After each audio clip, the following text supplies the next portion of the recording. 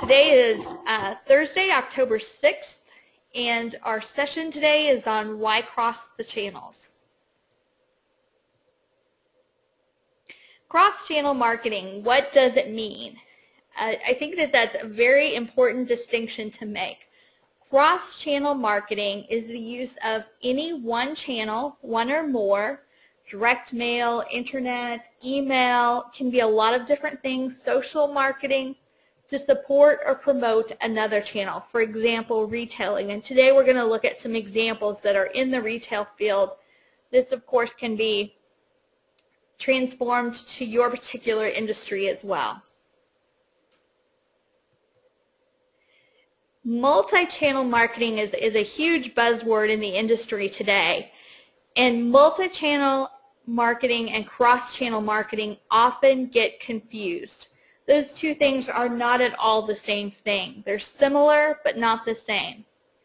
Multi-channel marketing is when you use multiple channels within a marketing campaign. Cross-channel marketing is when you use one or more channels to support or promote another. And we'll get into some specific examples that will better illustrate the differences. Multi-channel, however, does not equal cross-channel. So what's the key, if we have to define one key to an effective cross-channel marketing campaign? It's a single message being conveyed through multiple marketing channels.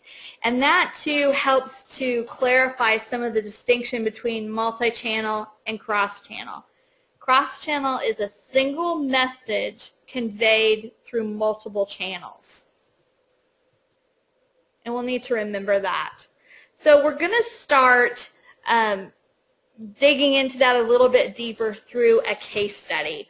And this case study is one that LexNet was involved with that involves Aldrich Apothecary.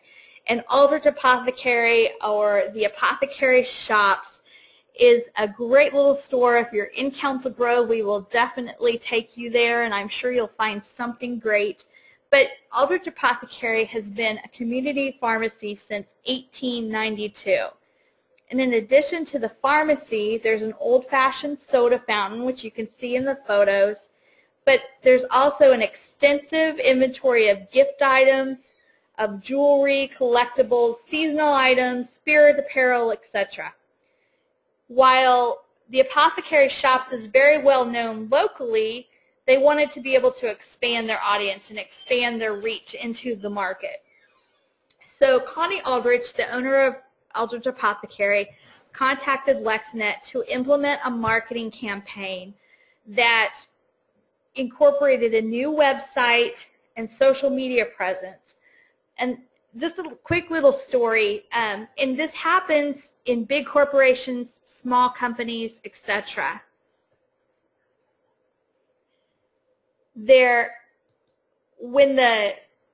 Hold on just one second, I apologize, we're having just a little bit of technical difficulty. I hope you're not on your end.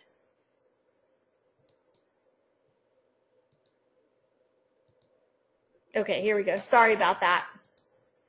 So a side note, it happened at Aldrich Apothecary, it can happen, in large companies too. The person that created the Facebook page for the Apothecary Shops was an employee, and she was trying her hardest to do great things for the store and for the company, and she set up a Facebook account. Well, she set up the Facebook account under her own personal Facebook account, and she had the username and password. Well, that really didn't help management in promoting their Facebook campaign. They didn't know her username and password and had no access to make changes or updates to the profile. So she was trying to do the right thing, but just going about it in the wrong way. When we got involved, there were 16 fans of the Apothecary on their Facebook page. So we began with creating a whole new website. And the website included several different pages. It gave users the ability to find Aldrich Apothecary online. That was a great first step. we were able to do some SEO, so search was able to be easily done.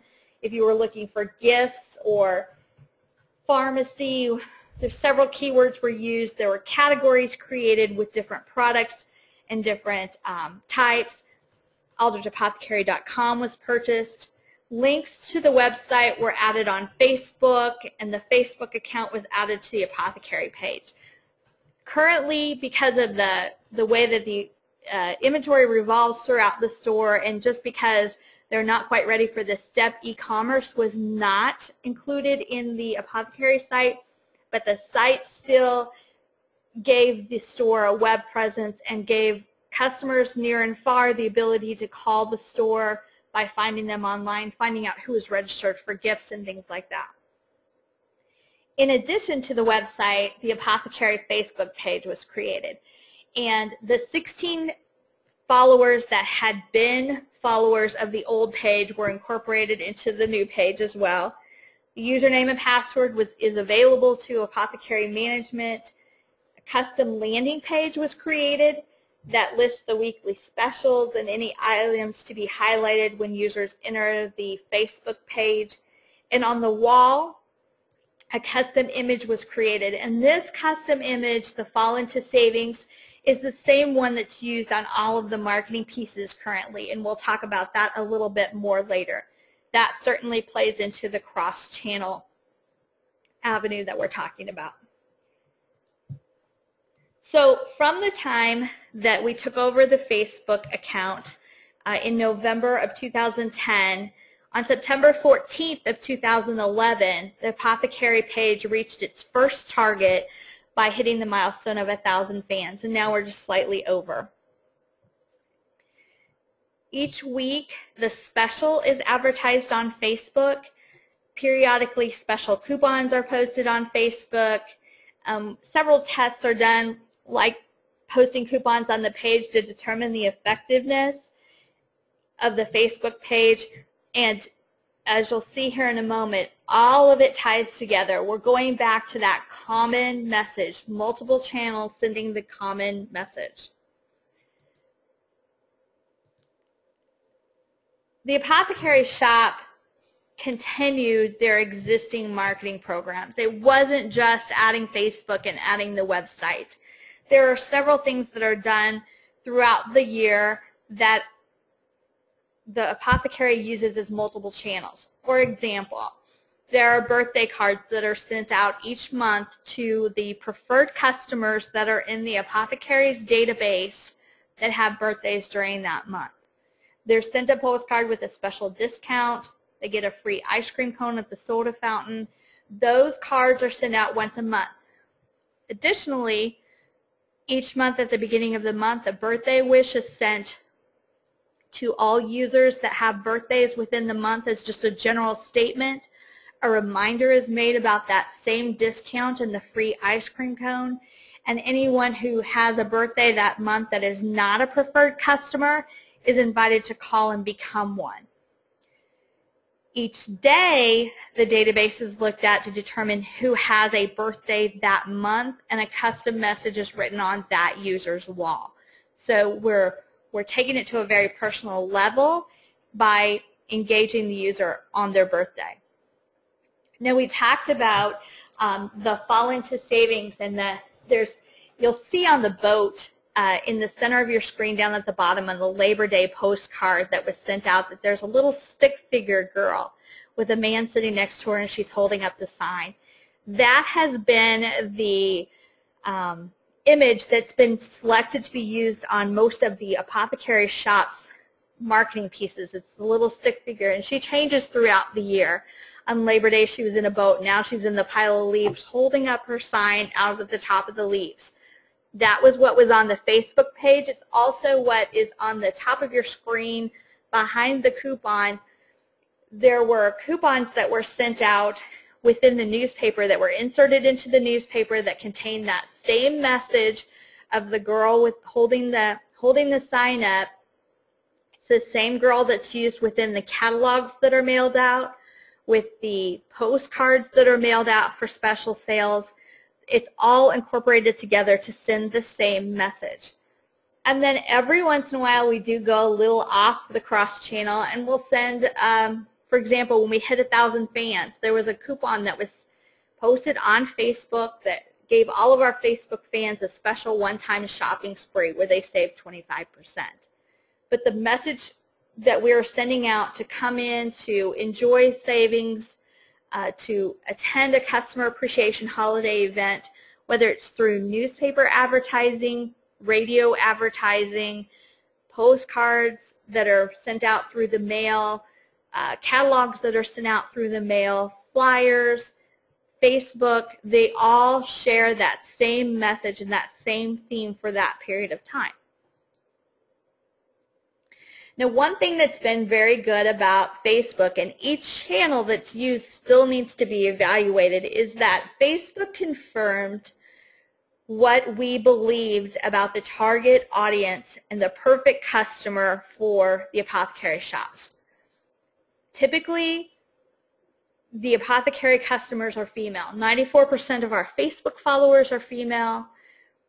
And then what we found is the age of the demographic is really split evenly. 21% are 35 to 44, 21% are 45 to 54, and 23% are 55 plus. If you have a manager or a co-marketing person that you work with that says, you know what, our target demographic is just not 18 to 25-year-olds, and so I don't think that social media is a great avenue for us. You could be wrong. I mean, they could be wrong. In this case, our target demographic is typically 30 plus, and those people are engaging on our Facebook page. Different demographics, however, as we just saw, we have several different age groups respond to different channels. And that's one of the reasons why we use cross-channel marketing. Not every user that we want to shop at the apothecary is on Facebook. Not every user that we want to shop at the apothecary takes the local newspaper, nor do they listen to the same radio stations. Cross-channel marketing is not just to bombard the customer with the same message through multiple channels. The purpose is to tailor the delivery of our message to the way that our users want to be able to interact. We've talked during several of the webinars about personalizing our users' experience, and this truly is just a continuation of that. We want our customers to be able to choose how they interact with us. The main thing is that they interact with us, but we want them to be able to choose how they do that, and we want to give them multiple avenues in which they can hear the same message, but through the channel that they desire. And in order for us to do that, we have to be able to know our customer, and we learn that by listening to our customer. We hear what they want to say, we see what their feedback is, we see who they are, and learn what works and what doesn't. And in order for us to do that, we really need to take a look at our data. We can learn a lot by looking at our data. For example, are they a Facebook user? You know, if we're engaging with them on Facebook, that's probably data that we'd like to include in our database as we're building a good, comprehensive customer database. Are they a preferred customer? Have they called into our call center? If so, let's put some comments in their consumer record within our database so that we can refer to those later if we need to. Are they someone that redeems coupons? Do they purchase seasonally? Are they a collector? We talked about segmentation this morning during the webinar, and this is a way to build your database to make the most of that segmentation, even if you're doing it through multiple channels. There was an outstanding article, and I would recommend it definitely, that was in Multi-Channel Merchant, and you can access it at multichannelmerchant.com, and it was just about a month ago by Chad Giddings. And he talked about how to measure cross-channel engagement. With all things in marketing, we have to prove that what we're doing is worth our time and worth our investment and worth the effort that we're putting out to make it happen. So to prove and measure our cross-channel engagement, Chad Giddings had several challenges that we needed to face when we're doing that. The first one was what to measure. Companies understand key drivers to success. You know what you need to happen for your marketing campaign to be successful. So what you need to do is identify which customer engagements make those key drivers happen. So if a pricing premium is important to your business, you have to give your customers an avenue for voicing their perception of price versus value, and then listen and act on their opinions. Prioritize what to measure by the value or the insight it brings in relation to the cost or complexity it takes to provide it. What's another challenge that may be you may find to being able to measure cross-channel engagement? You can't look at the engagement as a series of independent actions. View it as a set of engagements that adds up to a relationship with a customer. That lets you see things from the customer's point of view and make decisions that meet their needs. So when you're using cross-channel to be able to talk to your audience and to your target audience, make sure that you're looking at the whole of the engagements and determine how that's going to impact your consumers, provide value to them, and how they're going to feel when they're reading your information and reading what you're talking to them about, when they're hearing what you're saying, when you hear what you're providing for them. The third challenge is to measure engagement within the entire life cycle of the customer, and I think this is the key. Relationships with your customer, and this is a quote from Chad Giddings, relationships with your customer do not start and stop at the cash register. And how true is that? How many of us want to have consumers that come in one time and make a purchase, and we record that purchase and we make our deposit and we never see them again? The reason that we're engaging with the customer and that we're marketing with them in multiple channels is so that they will continue to engage with us. We want their life cycle to be long, and we want it to be a great relationship. And that's not just for retail. Absolutely. Even if your customer is your biggest advocate, maybe they're telling everyone how much they love the products that they get at your store or at your business. They're becoming ambassadors for you. They're doing it through social channels. They're doing it by word of mouth. You definitely want to look at your engagement during the entire life cycle of the customer. Your fourth challenge, there's a difference between different customer groups or different segments. We may not speak to the 25-year-olds in the same way that we do the 55-year-olds. And even though we're conveying the same message through multiple channels, it doesn't mean we have to say it in the same way. For example, we obviously would have one radio ad that would go out about our sale that's coming up. Candlelight Charm is a sale that happens once a year at the Apothecary, and it's during the holiday season. The store lights are turned off and everything is lit by candle. And it's a special shopping time during the evening that customers can come in, have some hot cider, have a snack, and shop for the holidays. We would use the same radio ad and same newspaper ad for all segments. However, if we wanted to do a custom invitation through direct mail to our preferred customer list, we may very well want to segment that mailing based on age. So for 55 and older, we may even highlight different products than we would for the 25-year-old set. We may talk to some about come find the latest toys for your children, while others we may talk about jewelry. If they're a collector, if we've identified in the database that they're a collector, we may want to let them know that the new ornament from their collection is now available. So even though we've identified groups and segments, we still can very effectively initiate a cross-channel campaign even while identifying those segments. So it doesn't have to be one or the other. And the fifth challenge is using engagement to get the entire organization on board.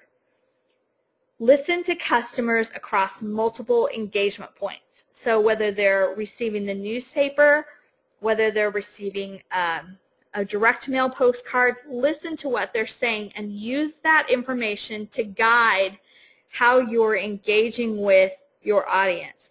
It's an opportunity to get each and every person within your company from a marketing standpoint on the same page about what's working and what's not. One way you can do that is, even without asking your customers, use a coupon and put it in the newspaper, put it on a direct mail postcard, and put it on Facebook. Same coupon. Use the same coupon for all three, but put a different code on them. Put a small code down at the bottom of the coupon. And when those coupons are redeemed, sort them based on the code that was in the newspaper, the code that was in the direct mail postcard, and the code that was online. Find out how many of each were actually distributed and how many were redeemed. Without hearing the voice of your customer, you're actually hearing what works for them, and you can tailor your messages to those particular groups to increase your engagement and increase your conversions and your sales. Aldrich Apothecary, they've learned that by using multiple channels yet conveying the same message, it really does work and it increases their revenue results. They've done the research. They've taken the time. They've actually learned that between the two, or between the multiple channels, they know what gets the best response rates. On Facebook, they know that birthday greetings for preferred customers, announcements of wedding registries, polls, they do polls. What's your favorite team? What's your favorite season? What's your favorite product? What would you like us to put on sale next week? Those are all very high engagement items. Weekly specials are too. They've also learned that for direct mail postcards, they get the most engagement from sales, from birthday cards, and from special events. In the newspaper, it has to be a pretty high value coupon for it to be redeemed. So even though the same message is conveyed through multiple channels, they're able to measure for each channel and determine how they're going to structure their next campaign. That's pretty much the presentation that we have for you today, but what we would like to know is what success stories you can share from your cross-channel marketing efforts. I know that several of you have done cross-channel, and it may not be in retail, it may be in a totally different segment. What works for you? What challenges have you found? What is especially successful? Type it in the chat window, type it in the question window, and let us know. We love to discuss it. And let us know if you have any questions too. We're glad to answer questions. One question that we received is, how has cross-channel marketing and the addition of the website and the Facebook page increased sales for Aldrich Apothecary? To be honest, the Apothecary hasn't shared those revenue numbers with us. They have told us that each week store sales and store traffic have increased with customers coming in each week and saying that they came there to shop because of the special that they saw on Facebook. And while they're there, they're purchasing additional products, which is great. That's certainly the goal. But they haven't shared specific numbers with us. We do know that, an increase from, even though they're a small store, an increase from 16 users to 1,017 in a period of a year is percentage-wise an enormous increase, and one in which they're very pleased with and we're very pleased with. What other questions do we have, or what other stories would you like to share? I know sometimes it's a little intimidating to share your information on a webinar, but we would love to hear from you. We've listed our contact information for Samantha, for myself, and for Jan on the screen. We'd love to hear from you. If you have any questions, if you have any concerns, we're on, as we mentioned, we're on Twitter, we're on Facebook, we're on LinkedIn. We would love to connect with you, and we're also giving away those great prizes. So we have another question.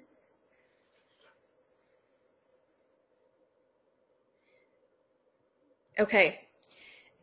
How to measure the different channels and how to determine which channels are ready that you should continue to use. Actually, within the article, Chad Giddings' article, he gave a great illustration.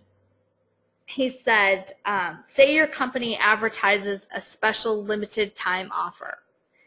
And the offers created a number of different engagements. So his example is that 100 people respond to your message by calling your toll-free number. 200 people visit your website, and 10 people post your offer on an online bulletin board.